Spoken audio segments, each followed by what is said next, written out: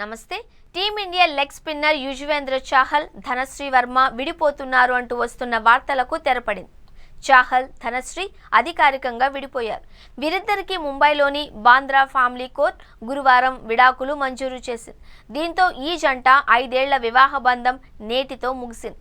ధనశ్రీకి భరణం కింద 4.75 కోట్లు ఇవ్వడానికి చాహల్ అంగీకరించాడు. ఇప్పటికే 2,37,00,000 ధనశ్రీకి భరణం కింద చెల్లించినట్టు తెలుస్తోంది. కాగా వీరిద్దరి విడాకుల కేసుపై గత కొంతకాలంగా బాంద్రా ఫ్యామిలీ కోర్టులో విచారణ సాగుతోంది.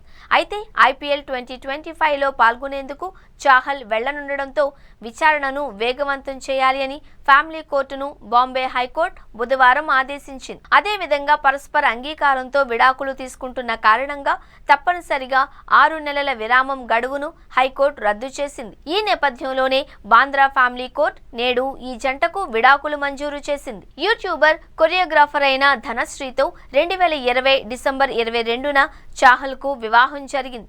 వీరిద్దరూ ఎంతో అన్యోన్యంగా ఉంటూ ఎప్పటికప్పుడు ఇన్స్టాలో రీల్స్ చేస్తూ అభిమానులను అలరించేవారు.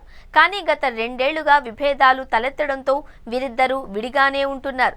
అయితే గత ఏడాది ధనశ్రీ సోషల్ మీడియా ఖాతాల్లో తన పేరు నుంచి చాహల్ పేరును తీసివేయడంతో పాటు ఫోటోలను కూడా డిలీట్ చేసింది. దీంతో ఈ జంట విడిపోతున్నారు అంటూ వార్తలు వ్యాపించాయి. అప్పటి నుంచి వీరిద్దరి విడాకులకు సంబంధించి పూటకో వార్త వస్తూనే ఉండేది. ఎట్టకేలకు ఈ వార్తలు నిజమేనని అధికారికంగా స్పష్టమైంది. ఇక ధనశ్రీతో విడాకులు తీసుకున్న చాహల్ ప్రస్తుతం సోషల్ మీడియా ఇన్ఫ్లుయెన్సర్ RJ మహవష్తో ప్రేమలో ఉన్నట్టు తెలుస్తోంది. IPL 2025లో పంజాబ్ కింగ్స్ తరపున ఆడనున్నాడు.